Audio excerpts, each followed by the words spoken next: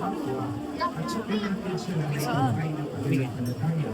Kaysa niya, sa pagbuhay sa Patros, tayo ay nakahati bilang sa kanyang panahig sa pamahalaan ng kapamilya.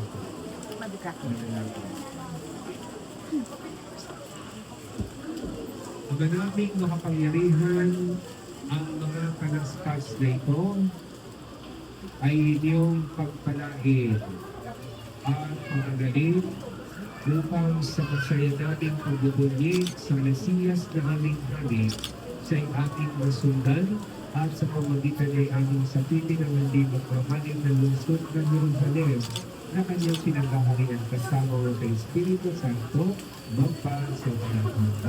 Amen. Yan na po, bibilisan na po. Pag ano lang po ang wagay po.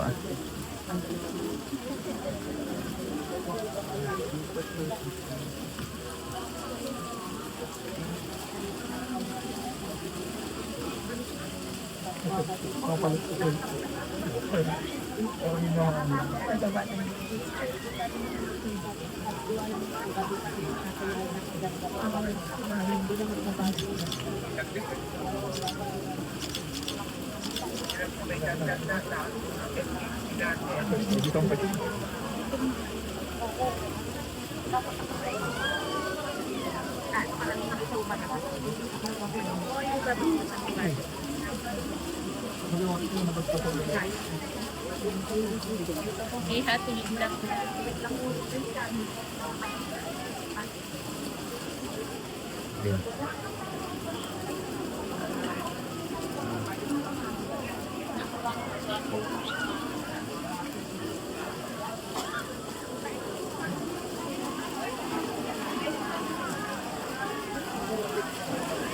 Bukas niyo lang po, baka matama.